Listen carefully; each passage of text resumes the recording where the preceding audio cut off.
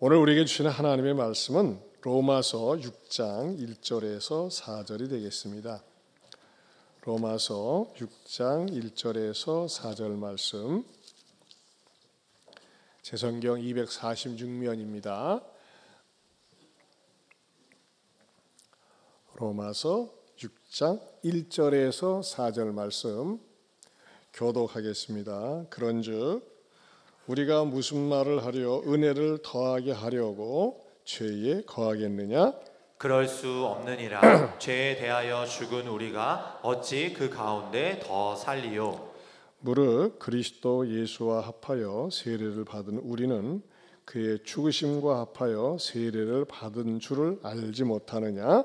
그러므로 우리가 그의 죽으심과 합하여 세례를 받음으로 그와 함께 장사되었나니 이는 아버지의 영광으로 말미암아 그리스도를 죽은 자 가운데서 살리심과 같이 우리로 또한 새 생명 가운데서 행하게 하려 함이라. 아멘.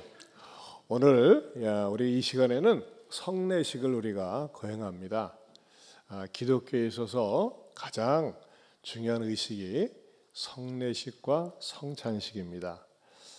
성례식은 이제 신앙을 처음 하시는 분들이 자기 자신을 증명하는 예식입니다. 소위 세상적으로 얘기하면 성인식입니다. 하나님 앞에서 인정받는 그런 예식입니다. 굉장히 중요한 예식인데 제가 이렇게 전토세에 끌어당겼어요. 보통 전에는 대부분의 거의 많은 교회가 주일날 합니다. 주일날 예배 시간을 하다 보니까 막 바쁘게 쫓겨가지고서 차분하게 이 굉장히 중요한 예식인데 그런 이렇게 축하하지도 못하고 간증도 그냥 대충 해고 그렇게 되는데 또 전화는 또 수요일날 하다가 안 되겠다 싶어서 우리 모든 자녀들이 통합으로 예배드리는 이 시간에 해야 되겠다 해가지고 차분하게 우리가 성례식을 집례할 것입니다. 자, 세례 받은 분들도 많이 계시고 또 이제 받는 분들도 있는데 또 학습 받는 분들은 또 이제 6개월 후에 받게 됩니다. 오늘 설교 제목이 세례의 깊은 뜻입니다. 한번 따라서 하실까요? 세례의 깊은 뜻. 내가 세례를 이미 받은 분도 계시고 받을 분도 계시는데 여러분들이 세례의 깊은 뜻을 알아야 된다는 것입니다. 여러분, 세례라는 것은 물로 씻는다는 그런 말인데 그러나 성경적인 의미로 무슨 뜻이 있을까요? 첫째는 그리스도 예수와 연합된 것을 깨달아야 한다는 것입니다. 자, 특별히 우리 기독교에서 그리스도 예수와 연합되었다는 말은 무슨 말씀일까요? 죄송합니다. 3절에 보면 3절을 다시 한번 읽어보겠습니다. 읽어봅니다. 무릇 그리스도 예수와 합하여 세례를 받은 우리는 그의 죽으심과 합하여 세례를 받은 줄을 알지 못하느냐. 네, 여기서 보면요, 그리스도 예수와 합하여 세례를 받았다 그랬어요. 이것은 무슨 말입니까? 예수님과 연합되었다는 것입니다. 여러분, 세례의 가장 중요한 의미는요, 세례를 받으면서 내가 예수님과 함께 십자가에 못 박혀 죽었다라는 사실을 깨달아야 한다는 것입니다. 예수님은 이미 십자가에 죽으셨어요. 근데 우리는 뭐가 죽어야 될까요? 자아가 죽는 것입니다. 자아가. 나 중심으로 살아온 내가 죽어야 돼요. 연정이 수학 피곤하지? 밤새 공부하느라고. 그래서 목사님을 쳐다보는 중요한 거예요. 세례받는 사람들이. 우리 중학생 때 세례받는 것도 참 귀해요. 자, 세례는 뭐라고요? 내가 죽는 거예요. 내 자아가. 세례받는 것과 더불어서 뭘까요? 나는 완전히 죽었습니다. 내 인생의 주인은 내가 아니라 예수님입니다 라는 선언이면서 고백이 바로 세례받는 의식이라고 하는 것입니다. 여러분, 내 자아가 완전히 죽어야 됩니다.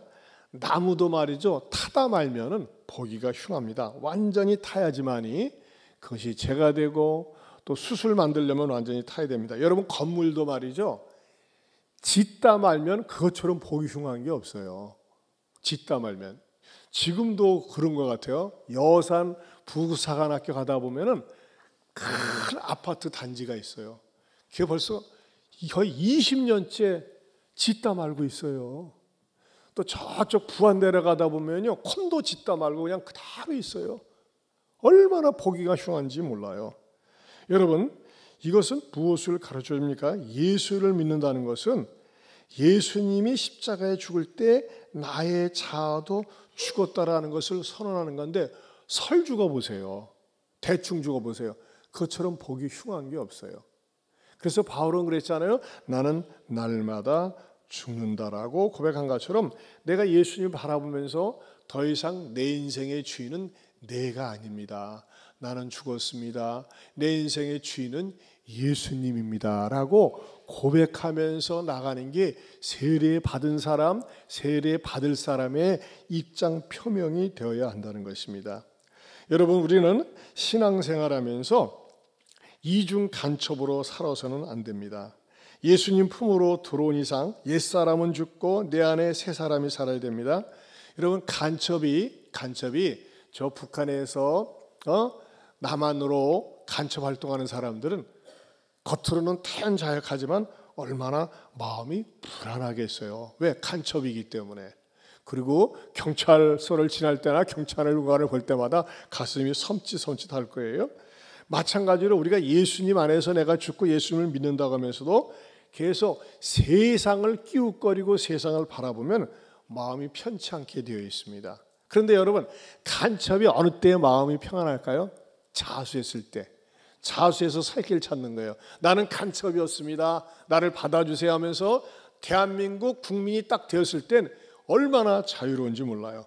근데 말이죠, 간첩이 자수를 했는데 계속 북한하고 연락을 주고받고 계속 우리나라 정보를 빼가요. 이런 사람을 뭐라고 그래요? 이중 간첩자, 이중 첩자라고 그래요. 자, 여러분 보세요. 내가 예수님 안에서 내가 죽고 예수님 중심으로 살기로 했는데 계속 세상과 연락을 하고 세상 중심으로 살아보세요. 그런 사람은 어떤 마음이 있을까요? 평안함이 없어요. 평안함이 없어요. 왜? 세상 자꾸 끼웃거리니까는. 여러분 보세요. 이중 간첩이 얼마나 불안하겠어요. 대한민국에 국적을 얻었는데 계속 북한에 정보를 보내려고 하니까 그 삶이 얼마나 불안하겠어요. 마찬가지예요. 내 안에 내가 죽고 예수님이 살아있는 사람은요, 예수님 중심으로 하나님의 시민권을 획득했기 때문에 어떻게 하면 내가 하나님의 시민으로 살까, 이런 마음을 가져야 되는데 계속 세상에 끼웃겨려 보세요. 그러면 어떻게 됩니까? 마음에 평안함이 없다는 것입니다. 여러분, 예수님을 믿고 예수님 앞에서 세례받은다면은요, 구별된 삶이 내 삶 속에 따라야 됩니다. 날의 구별이 있어야 돼요. 날.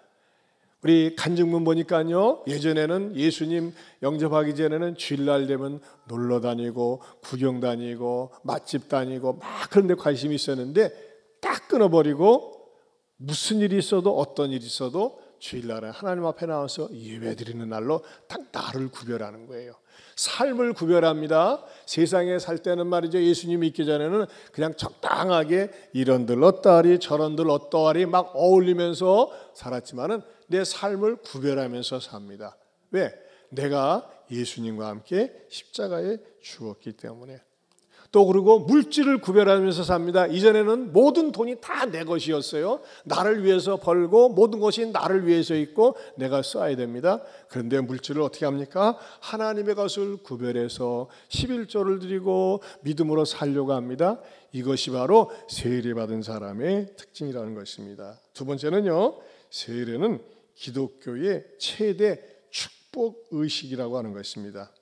한번 따라서 하실까요? 세례는 기독교의 최대의 축복 의식이다. 질문을 해볼게요. 세례 받지 않아도 천국 갈 수 있을까요? 없을까요? 없어요? 있어요? 네, 있어요. 누가 그랬어요? 십자가에 매달린 한 강도 세례 안 받았어요. 왜 안 받았을까요? 받을 기회가 없었어요. 십자가에 매달려서 죽어가는데 누가 거기에 와가지고서 세례를 주겠어요. 그는 말이죠, 세례받을 기회가 없었어요. 그래서 십자가의 한편 강도를 무슨 구원이라고 합니까? 부끄러운 구원이라고 그래요. 부끄럽게 겨우 간당간당 구원을 받은 것입니다. 그러나 여러분, 이렇게 여러 사람들이 보는 가운데서 내 자신이 하나님 앞에 자녀입니다라고 세례를 받는 것은 공적인 인증샷이거든요. 그래서 장로교의 창시자인 칼빈은 세례를 이렇게 정의했어요. 세례는 하나님께서 우리를 그분의 자녀로 삼으시는 거룩한 인침이고 동시에 그리스도와 한 몸이 되어 새로운 생명의 삶을 출발하는 것이다 그랬어요. 여러분, 세례식에서 우리 주님께서 도구로 사용하는 게 뭡니까? 물입니다. 물을 갖다가 머리에다가 찍고 바릅니다. 왜 물을 사용할까요? 여러분, 물이라고 하는 것은 우리가 인간이 살아가는 데 있어서 생존 수단에 있어서 절대 필요한 것입니다. 여러분, 물을 먹지 않으면 사람은 죽게 되어 있습니다. 그리고 물은 무엇을 상징할까요? 우리를 깨끗하게 합니다. 그렇죠? 물이 없어 보세요. 얼마나 우리가 지저분하겠어요? 물은 더러운 것을 깨끗하게 합니다. 물로 세례를 받는다는 것은 죄를 씻고 깨끗하게 한다고 하는 상징적인 의미가 있습니다. 여러분, 그렇기 때문에 세례는 누가 받는 것이냐? 의인이 받는 게 아니에요. 세례는 죄인이 받는 것입니다. 세례를 통해서 말이죠, 내가 하나님 앞에 깨끗해졌음을, 내 죄가 깨끗해졌음을 본인과 하나님 앞에서 인정받는 행위라는 것입니다. 어떤 사람 가운데 세례를 안 받고 교회 오래 다니는 분들이 있어요. 이런 분들 가운데 변명을 뭐라고 하는 줄 아세요? 제가 지금 죄가 많아서요. 좀 착하게 산 다음에 의로워진 다음에 받겠습니다. 그렇게 얘기합니다. 하지만요, 그것은요 자기 생각이에요. 어디까지나 자기 의가 있는 것입니다. 원래요 세례는 누가 받는 거라고요? 죄인이 받습니다. 세례는요 의로워서 받는 것이 아니라 죄인으로 깨달을 때 받는 것이라는 것입니다. 그런 의미에서 세례는 세 번째로는요 장례식과 결혼식의 의미가 있습니다. 굉장히 의식치고는 독특하죠. 자, 4절을 다시 한번 읽어봅니다. 4절 본문 같이 보겠습니다. 시작.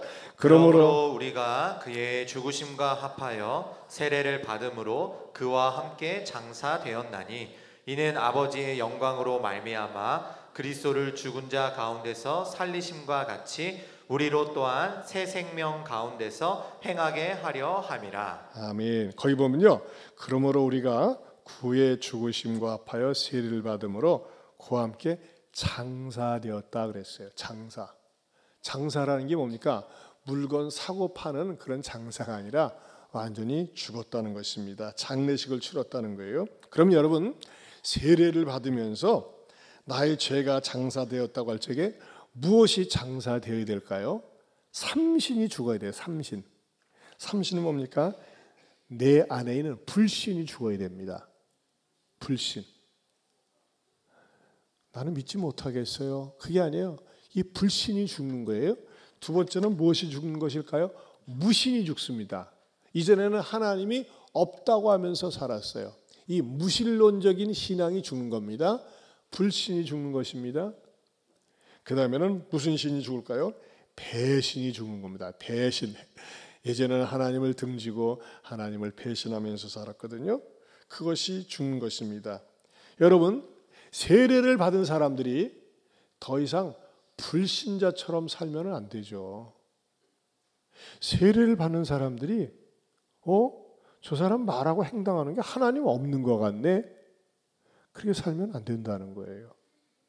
세례를 받는 사람들이 말이죠, 하나님을 배신하면서 살아서는 안 된다는 것입니다.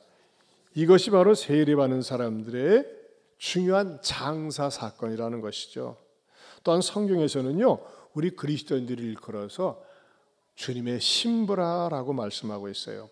여러분, 우리가 깨끗하진 않습니다. 그러나 우리는 무엇 때문에 깨끗할까요? 용서받은 하나님의 자녀, 용서받은 죄인이기 때문에 우리는 깨끗함을 얻을 수 있는 것입니다. 그래서 로마서 6장 4절 하반절에 보면은 이는 아버지의 영광으로 말미암아 그리스도를 죽은 자 가운데서 다시 살리심과 같이 우리로 또한 새 생명 가운데서 행하게 하려 함이라 그랬어요. 여러분, 예수님을 믿게 되면요, 예수님을 믿게 되면 무슨 생명이 주어지는 줄 아세요? 세례를 받으면서 한번 따라서 해보실까요? 새 생명을 얻게 됩니다. 새 생명을 얻게 됩니다. 세상 사람에게는요, 새 생명이라는 개념이 없어요. 그러나 우리에게는 새 생명이 있어요. 누구의 생명이에요? 예수님의 생명이에요. 그 예수님의 생명을 우리가 갖게 되면요, 영생을 얻게 되는 것입니다. 영원한 생명, 이터널 라이프를 갖게 되는 거예요. 여러분, 영생을 얻게 되면 어떻게 사는 거죠? 분명히 말 그대로 영원히 사는 것이거든요. 여러분 가운데 궁금하신 분들이 계실 거예요. 영생을 얻어요? 그래, 이 땅에 살면서는 내가 건강하게 매일매일 하루하루 사는 것이 내 인생에 있어서 최고의 축복이라고 생각할 텐데, 내가 죽고 난 다음에 천국에 가서는 내가 그 영생을 가지고 어떻게 살 것인가 궁금하시죠? 저도 기대가 됩니다. 내가 죽고 난 다음에 영생을 얻고 그 가지고 있는 영생 때문에 주님 재림하시고 우리가 영원토록 산다고 할 적에 그 영원한 생명은요, 우리의 기대, 우리의 상상을 초월한 그야말로 영원한 즐거움과 행복이 기다리고 있다고 하는 것입니다. 그래서요, 이 영생을 가지고 사는 사람들은 삼보 속에 삽니다. 삼보. 따라서 삼보. 안보. 삼보. 삼보. 따라서 기뻐. 기뻐. 바뻐. 바뻐. 예뻐. 예뻐. 예. 여러분, 예수님을 믿는 사람은 기쁘게 되어 있어요. 이다성 성도님, 예수 믿고 난 다음에 기쁘시죠? 그렇죠? 우리 권혜자매도 기쁘시죠? 네.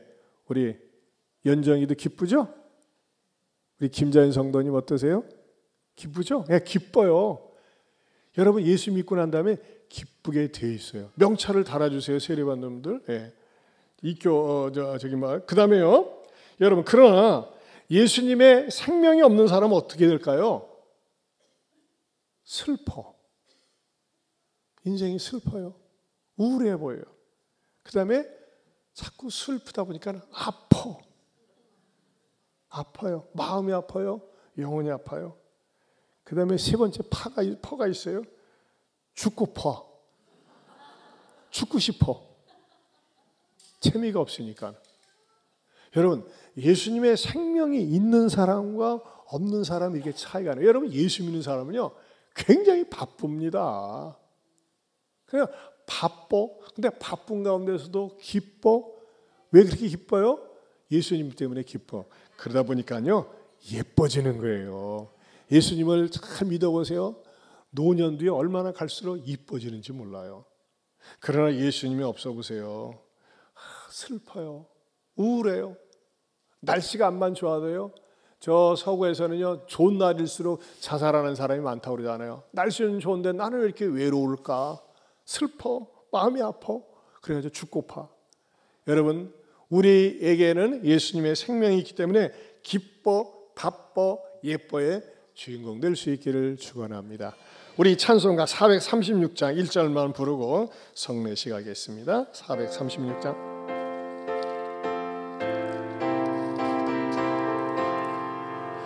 나 이제 주님의 새 생명 얻은 것, 옛 것은 3층 내려오세요. 내려와. 새 사람이로다. 새 생명 내 맘에 강같이 흐르고 그 사랑 내게서 해같이 빛난다. 영생을 누리며 주 안에 살리라. 오늘도 내일도 주 안에 다시 한번 1절이요. 나 이제 주님의 새 생명 얻은 것, 옛 것은 지나고 새 사람이로다. 그 생명 내 맘에 강같이 흐르고 그 사랑 내게서 해같이 빛난다. 영생을